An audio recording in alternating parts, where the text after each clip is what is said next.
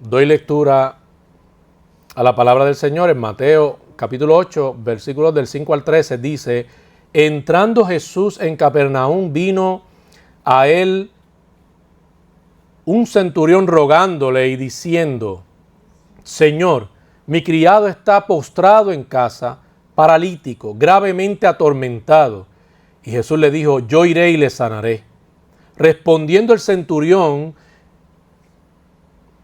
y dijo: Señor, no soy digno de que entres bajo mi techo, solamente di la palabra y mi criado sanará.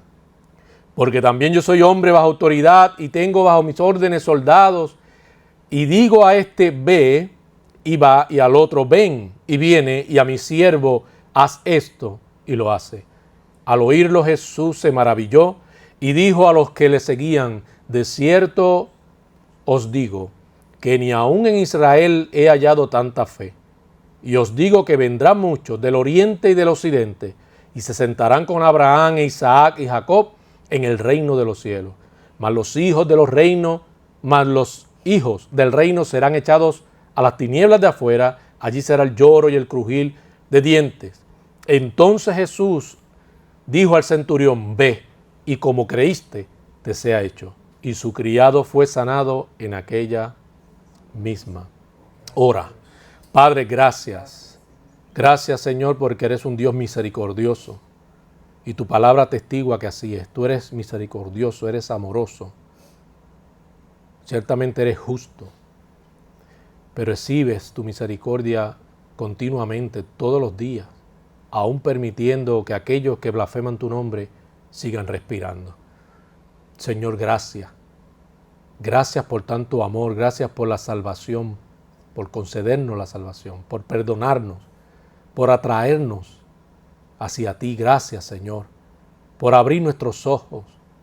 Gracias, Señor, por permitirnos hoy conocer la verdad y estar conscientes de esa verdad y poder incluso vivir según tu palabra, atesorándola en nuestros corazones. Mira, Dios, que sea de mucha bendición lo que tú permitas que hoy yo, como siervo tuyo, como hijo tuyo, también pueda exponer ante cada uno de estos hermanos que te aman. Guárdanos siempre y protégenos y líbranos de todo mal, Señor. Y que también nosotros seamos cuidadosos y cuidemos y guardemos nuestro corazón de todo aquello que es contrario a ti. En el nombre de Cristo te lo pido, te doy gracias. Amén. Bueno, ciertamente el Evangelio relata o expone un caso que pone de relieve la mesianidad de Cristo. Es decir, los milagros en los evangelios prueban que Cristo definitivamente era el Mesías prometido por los profetas. A veces hay personas que buscan de alguna manera sostener, haciendo uso de este tipo de pasajes, de este tipo de experiencias, de estos milagros que quedaron registrados en los evangelios, busca una manera de sostener que es normativo el que Dios a todo el que es su hijo, a todo el que sirve a él o a sus intereses, desea que siempre estén sanos y gozando de una salud óptima. Y en ese sentido pareciera que cualquier reclamo de un hijo de Dios al mismo Señor en cuanto a su salud, Dios debe estar comprometido a obedecerlo y sanarle. Incluso a raíz de este tipo de sanidades, muchos exponen que la palabra dicha tiene poder y que si simplemente tú lo dices y lo dices con fe, Dios obrará y va a sanarte o va a sanar a alguien, aquel por el cual tú pidas, quien sea. Porque las palabras tienen poder, depende cómo tú hagas esa oración y la fe que tú tengas. Dios tiene que estar comprometido a obedecerlo, a obrar de esa manera y sanarte. Y por eso es que mucha gente, ¿verdad? Hacen uso del famoso declaro. Y yo declaro o yo decreto, ¿verdad? Pensando que es algo bíblico, que es algo que realmente pertenece al cristianismo, pero ciertamente es una mentira, es un engaño, es una falsa. Es una prerrogativa, como siempre hemos dicho, ¿verdad? Es una prerrogativa divina. Dios sana si Él quiere sanar. No necesariamente según la fe que se tiene en Él, sino como acto libre de Dios, porque Él es soberano. Él toma una decisión y Él hace como Él quiere. Tiene misericordia de quien quiere, sana a quien quiere y cuando quiere. Y todo responde a la iniciativa propia de Dios. Esto no tiene que ver con los deseos del hombre, con lo que le parece al hombre. Tiene que ver siempre con Dios. Es Él, es su propósito, es su prerrogativa, lo que Él desea hacer. Como Él quiera disponer incluso de nuestras vidas, de nuestros recursos, todo se trata de Dios. Porque no hay ninguno perfecto, ni santo, ni sublime como Él. Y muchos de los milagros en los evangelios tienen su razón de ser. Hoy día no necesariamente se verán estos milagros, no es una normativa que se vean estos milagros en las congregaciones con esa frecuencia como en ese contexto se vieron, o en el contexto de los apóstoles.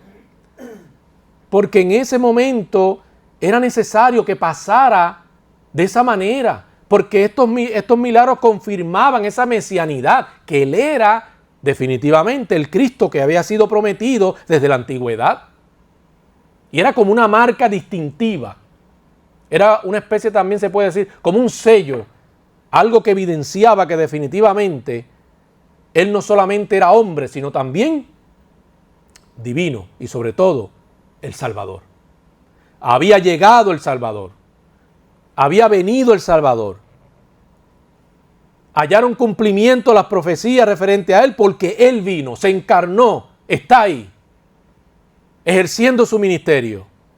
A través de las obras, los hombres, sobre todo los versados en la ley, podían y debieron darse cuenta que todas las profecías lo señalaban, apuntaban que Él era el Cristo.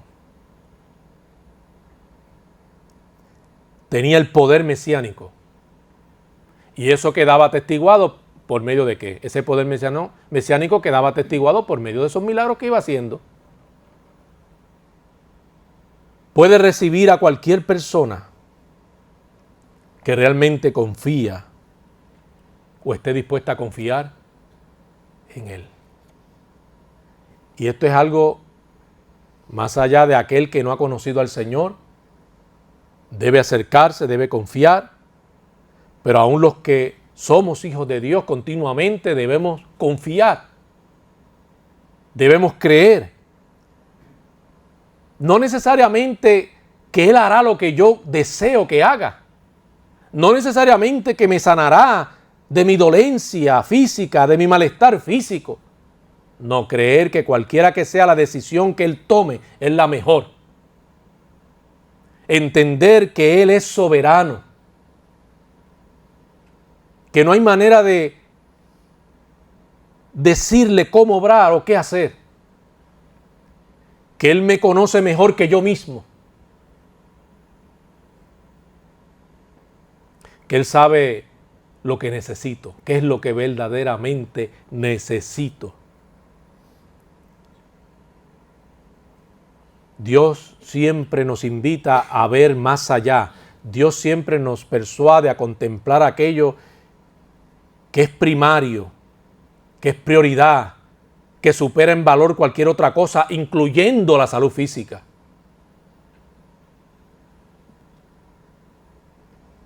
Y en nuestra relación con Él, en el caso de los perdidos, la salvación que necesitan contar con tanta urgencia. Así que Jesús tenía el poder para pronunciar ese tipo de palabras y declaraciones, porque no había ninguno como Él.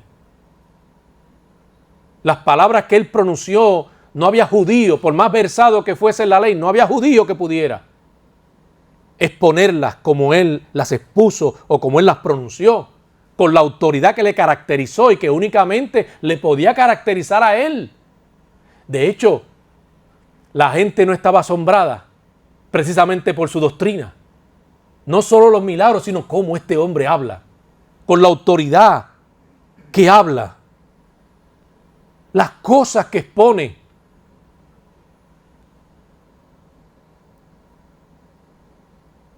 Jesús no es esa figura que para algunos parecía débil.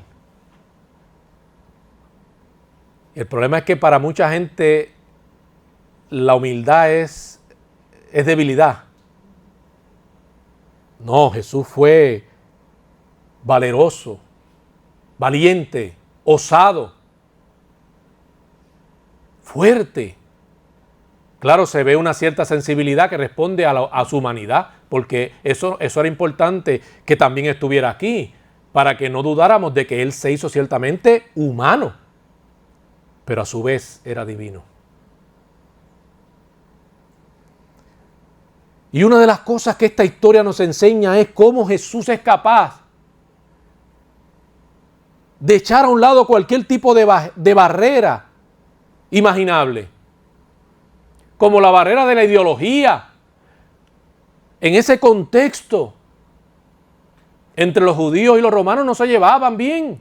Sobre todo los judíos miraban muchas veces con desprecio a los romanos.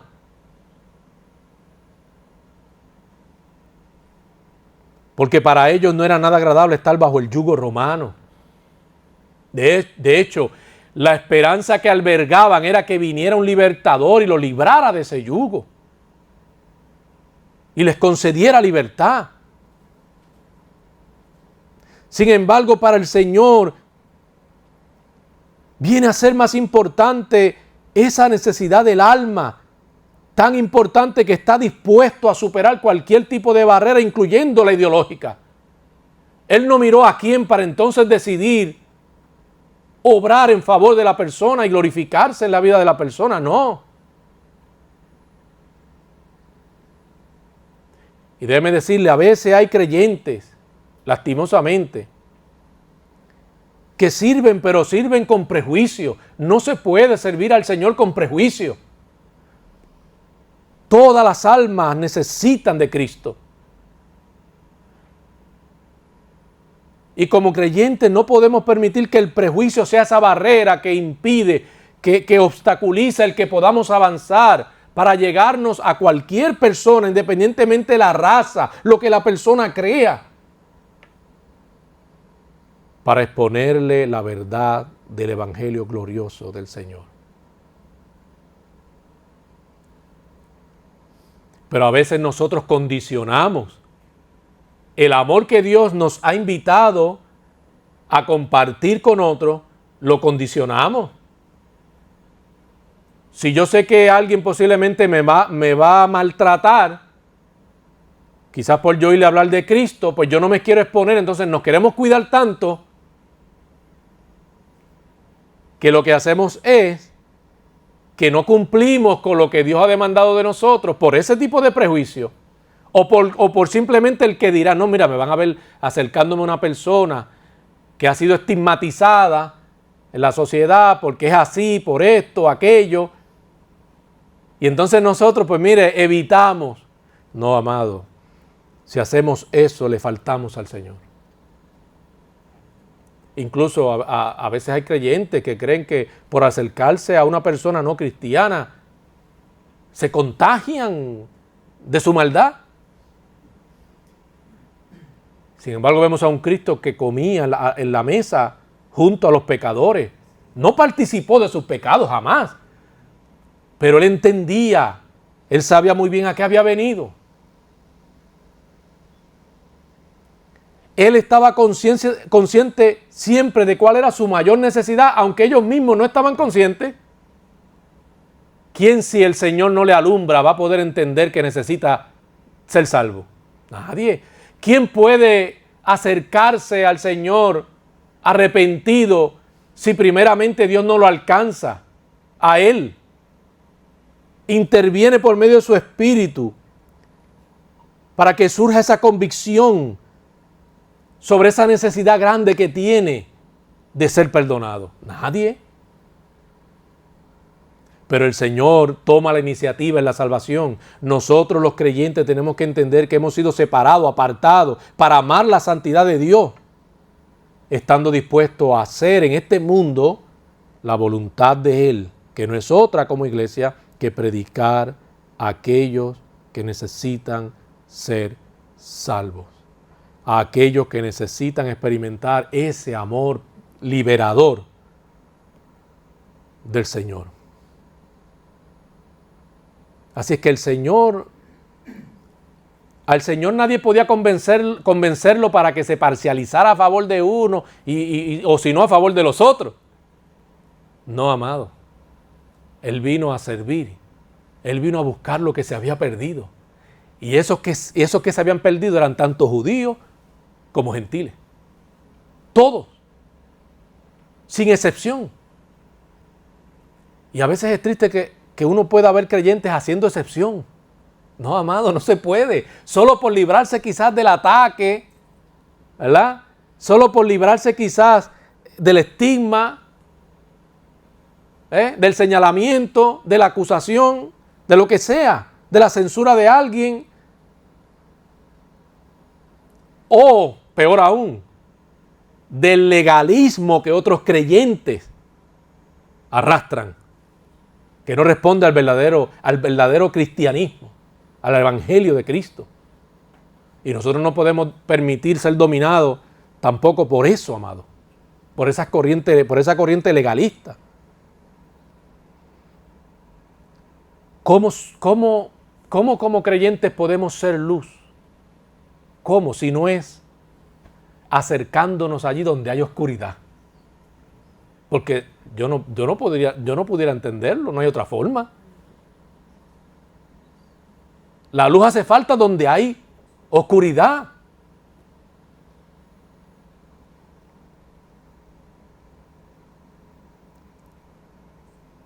Y Cristo sí que alumbró. Alumbraba el corazón de aquellos que depositaban su confianza en Él. Y esa era su invitación continuamente. Que confiaran. Que abandonaran sus obras, su pecado, su maldad. Que hubiera un genuino arrepentimiento. Y una confianza en arrojarse a Él. No amándose a sí mismo. Abandonando toda autosuficiencia, todo orgullo, toda vanidad. Arrojarse a Él. Para descansar en Él. Recibiendo su perdón. Recibiendo la salvación que solo Él podía conceder, porque era el justo muriendo por los injustos. Así es que, aunque es posible que habían judíos que llegaran a odiar incluso a los centuriones porque eran romanos, por causa de esa opresión en la que estaban y ese control que ya ejercía el imperio romano, un gran imperio de hecho, no en el sentido necesariamente bueno, pero era un gran imperio, robusto, fuerte, grande, sobre Judea. El caso del centurión, a pesar de todo, el centurión de Capernaum, no lo confundan con Cornelio, no estoy hablando de Cornelio, del que se habla en Hechos 10. El centurión de Capernaum es una excepción, porque siendo él romano, la Escritura habla de que él era un bienhechor. A los judíos le hacía bien. Incluso la Escritura dice claramente que le había construido a los judíos una sinagoga. Pero no solamente dice que le había construido una sinagoga, sino que amaba a la nación judía. Tenía esa deferencia. Tenía ese respeto. Y es algo de lo que los mismos judíos dan fe. Y claro, eso usted lo consigue en Lucas 7, que también en Lucas 7 se habla de este mismo, ¿verdad? De este mismo caso. Así que el centurión era un hombre con mucha autoridad. Y como leímos en el texto, si él daba una orden, se cumplía. Y recordando que en ese contexto, el que se atreviera a negarse, le costaba la muerte. La autoridad que tenían estos hombres y más él como centurión, imagínense. Así es que si él pedía, solicitaba, hacía una solicitud, rápido tenían que moverse para cumplir con esa petición que él daba. Pero lo que me llama la atención es que siendo un hombre con tal autoridad, un hombre tan encumbrado en ese sentido, por la posición que ocupa, como bien pudiera ser un gobernador, este tipo de personas encumbradas que están allá arriba, con posiciones importantes, digamos, ¿verdad? Miren la humildad con la que se conduce. Él tiene una autoridad, pero en ningún momento se expresa con orgullo y mucho menos con jactancia. Él no se ve superior a Cristo. Eso es lo que me llama la atención.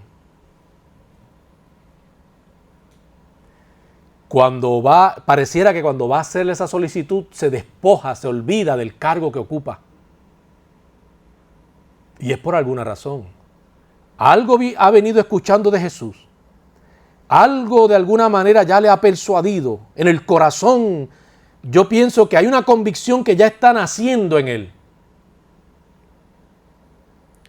que por alguna razón lo considera superior a él.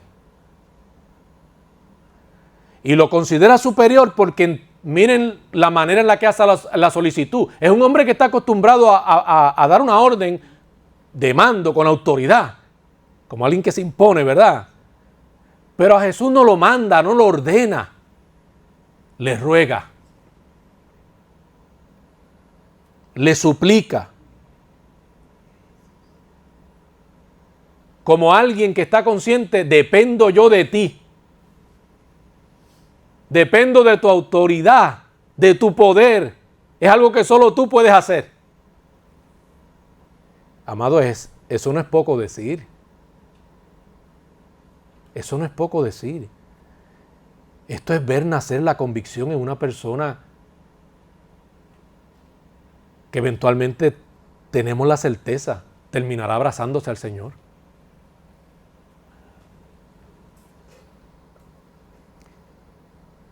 En ese sentido es un pasaje exquisito porque uno puede apreciar eso.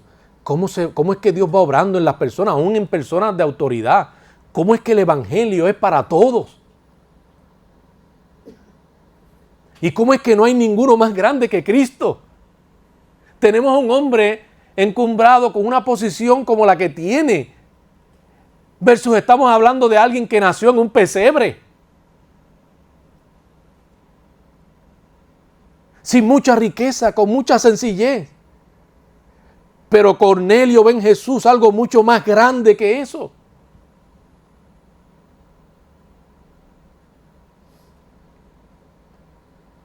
Ve un poder que Jesús exhibe que nadie tiene.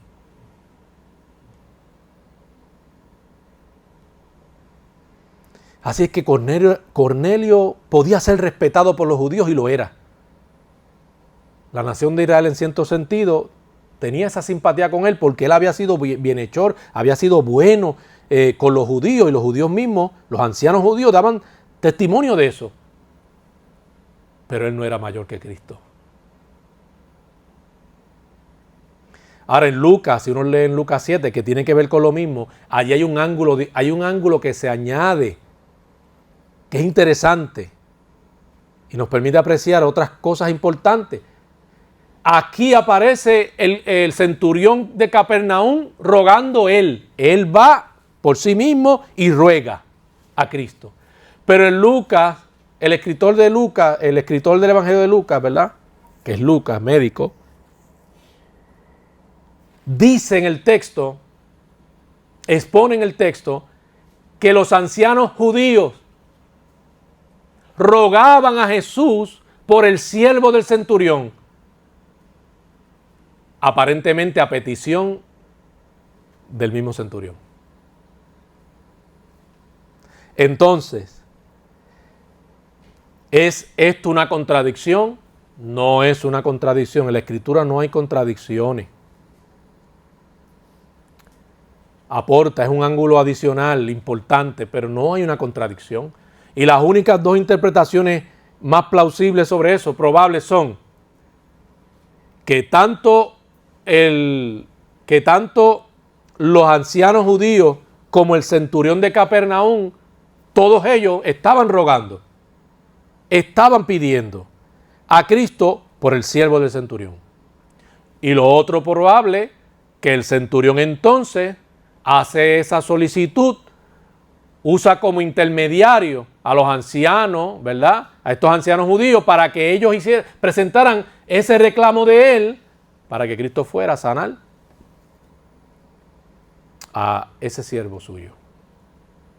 Cualquiera de las dos es válida, pero contradicciones no hay.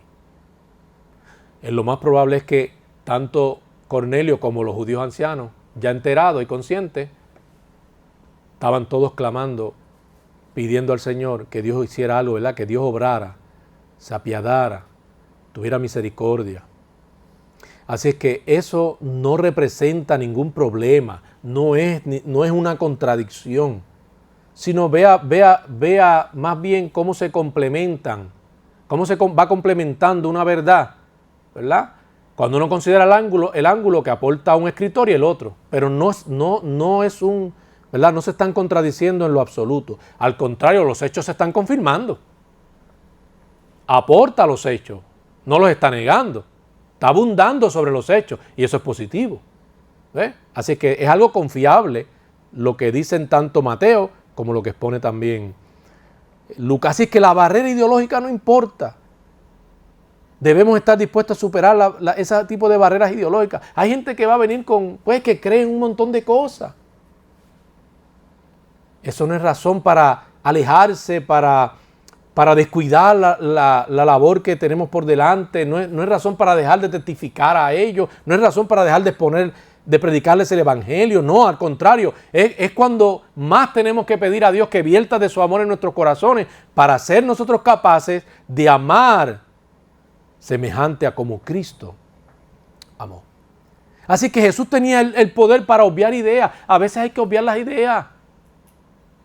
Cuando nos acercamos a las personas para ser evangelizadas que necesitan a Cristo, lo menos que debemos hacer es que inicialmente, o por lo menos de nuestra parte, comencemos un debate teológico. Porque muchas veces son personas que no entenderán mucho de lo que le podamos exponer. ¿Y por qué es así? Porque Pablo mismo dice que el hombre natural en su estado caído no puede entender las cosas espirituales. Tiene que intervenir el Señor. Y es ahí cuando poco a poco siendo paciente, que es lo que responde a lo que es el verdadero discipulado. Cuando uno va con esta mentalidad de hacer discípulo, cambia mucho las cosas. Porque tú no vas como alguien que va apresurado a vaciar una información teológica. No, amado, eso no es así.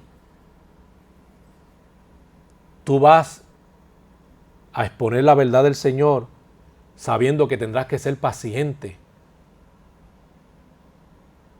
Que tienes que dar lugar a la obra del Espíritu, que es el que puede convencer a un pecador. Y tú estás dispuesto como un instrumento de Dios.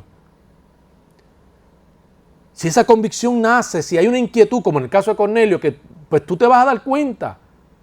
La persona tiene, de momento, esa hambre, esas inquietudes. Quiere realmente indagar sobre lo que es la verdad del Evangelio. Tú te darás cuenta. Cuando alguien quiere polemizar o cuando alguien verdaderamente el Señor está hablando y tiene un interés, tú lo sabrás. Y ahí, cuando eso pase, tú vas a saber si te inviertes o no en la persona, porque Jesús también fue así. No se invirtió en cualquier persona por invertirse.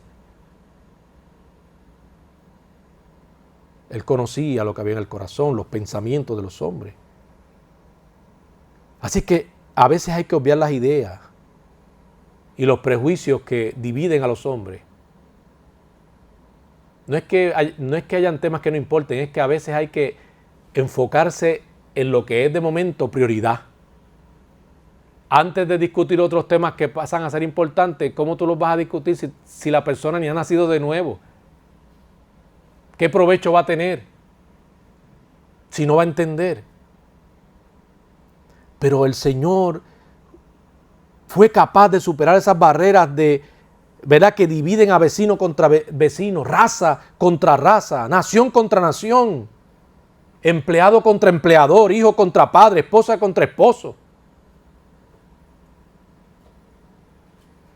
y nos da cátedra a nosotros de lo que es el amor cristiano. El amor cristiano, como habíamos venido hablando los domingos pasados, ¿verdad? Es un amor sacrificial, pues a veces soporta y resiste, porque es un amor sacrificial, aunque no está de acuerdo con todo, y aunque a veces dice, Señor, sácame de esta pena, no puedo más, ¿verdad? Pero el amor es sacrificial. Entonces uno tiene que pedir al Señor, Dios, dame la fortaleza para poderlo manejar, sobrellevar, porque yo sé que en el fondo es lo que tú pides. No es el amor sentimentalista de hoy día, que la gente rompe cualquier tipo de vínculo por una bobería. Por la filosofía esta del amor propio. Se ama tanto la gente que se idolatra.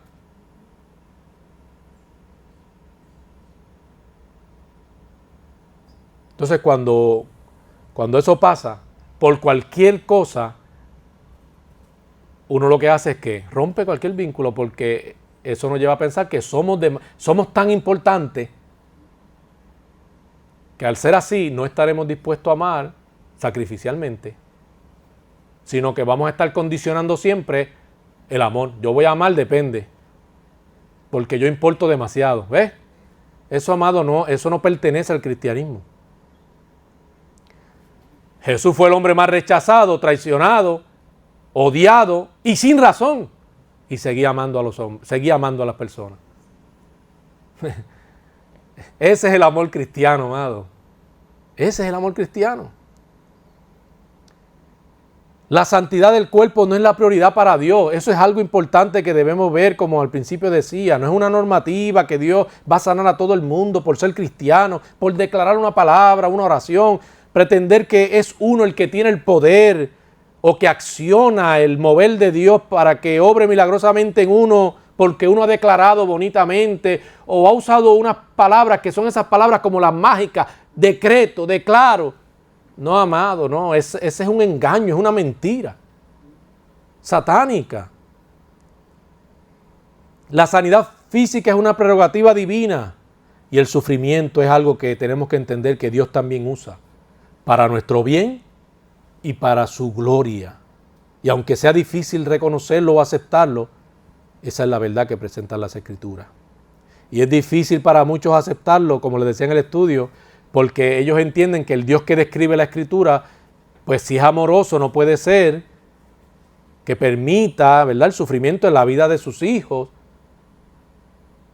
Pero eso realmente probamos que no es lo que la Biblia enseña, que no es cierto, que es mentira. Y ante esa verdad, mire solamente lo que podemos decir. Yo le voy a dar una recomendación, lo que dijo el apóstol Pablo. Romanos 11, 33 al 36 dice: oh profundidad de las riquezas de la sabiduría y de la ciencia de Dios. Cuán insondables son tus juicios e inescrutables sus caminos. Porque ¿quién entendió la mente del Señor? ¿O quién fue su consejero? ¿O quién le dio a él primero para que él fuese recompensado? Porque de él y por él y para él son todas las cosas. A él sea la gloria por los siglos. Amén. Eso es lo que, no hay más nada. Eso es lo que podemos responder. Alguien posiblemente odia a Dios porque no puede aceptar algo así. Bueno, cada quien tendrá que rendir cuenta. Pero esa es la verdad que tenemos. ¿Quién instruirá a Dios? ¿Quién será consejero de Dios? La barrera espiritual es otra barrera. El centurión era un gentil, a quien los judíos consideraban a veces, algunos, quizás espiritualmente perdido, extraño, enemigo del pueblo. Mas sin embargo, a ese Jesús estuvo dispuesto a escuchar su súplica, estuvo dispuesto a atender su súplica, y no solamente oír o escuchar, deseó obrar, glorificarse en la vida de ese centurión, para decirle principalmente a los judíos que su amor se extendía más allá de aquellos que en un momento dado habían sido escogidos como pueblo de Dios.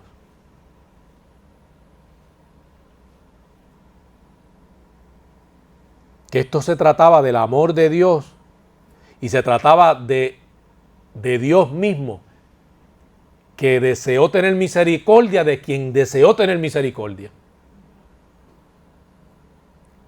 Y decidió que su amor se extendería aún a los gentiles y que habrían gentiles que iban a ser parte de la iglesia.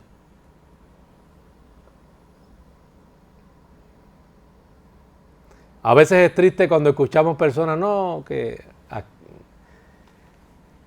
sea que a veces hay judíos que por ser judíos tienen esta mentalidad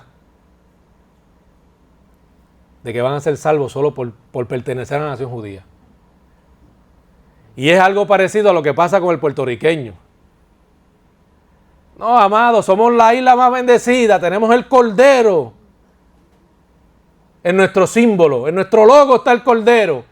Puedes tener el cordero cargándolo aquí en el pecho bien grande. Si no se arrepiente el pecador y no ha conocido personalmente a Cristo, se perderá eternamente. Eso no hace a una nación santa un símbolo. Eso no es lo que hace a una nación santa. Sino cuando verdaderamente hay temor de Dios. El temor de Dios no es algo que se dice. No es decirlo por decirlo. ¿De qué sirve tener un símbolo con el cordero? Pero el pueblo le da la espalda a Dios y aborrece el verdadero evangelio. ¿De qué sirve? De nada. Como de nada sirve el símbolo de la cruz, por más que yo lo cargue aquí en el pecho, si mi propia vida no ha sido crucificada, renunciando al yo, para amar al Señor y servir conforme a la verdad de Cristo, de nada sirve la cruz. De nada sirve como símbolo. Pero hay gente que le encantan los símbolos. ¿Ah? Aman los símbolos. Hay catedrales llenas de símbolos. Imágenes. Eso no necesariamente dice nada de la persona. No necesariamente dice que eres creyente. No realmente por eso eres creyente.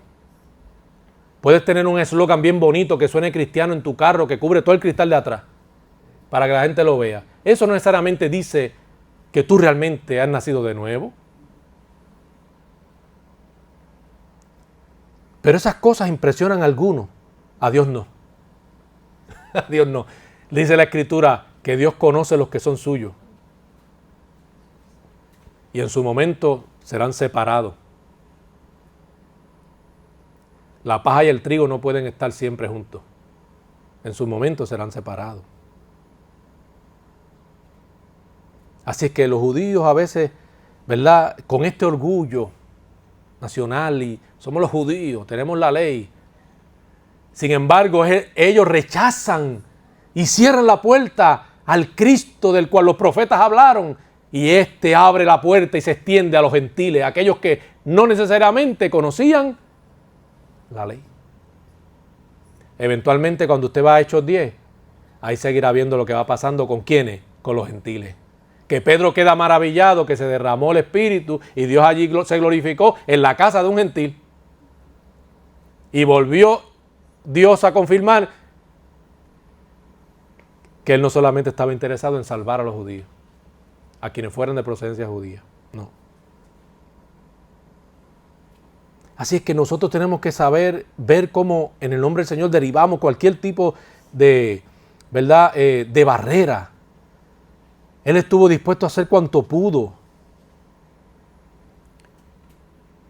El centurión estuvo dispuesto a hacer todo lo que estaba a su alcance, pero entiende una cosa, el hombre hay que hacerle entender, la salvación no puede lograrse por el hombre, por méritos propios.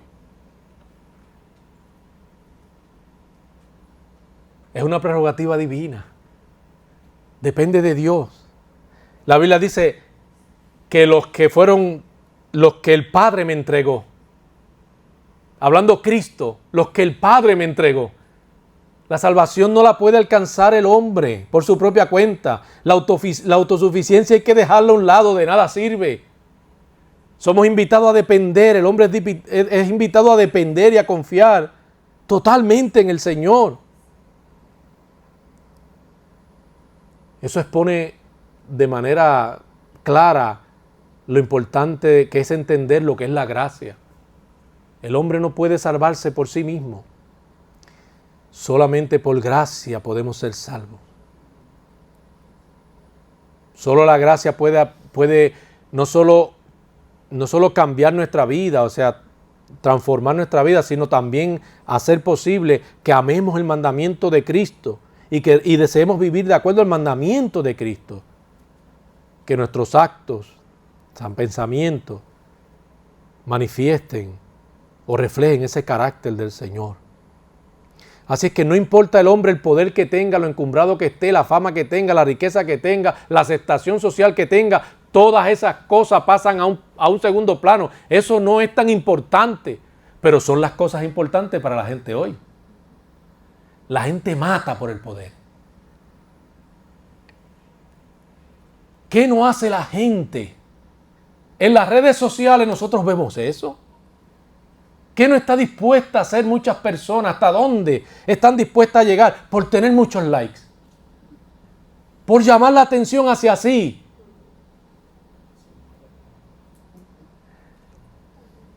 El hombre caído es así. La naturaleza corrupta y caída del hombre por causa del pecado es así. Desea admiración. Desea poder. Desea fama, desea riqueza, desea que le aluden, que lo vean como grande. Y Cristo enseña que el único grande es Él.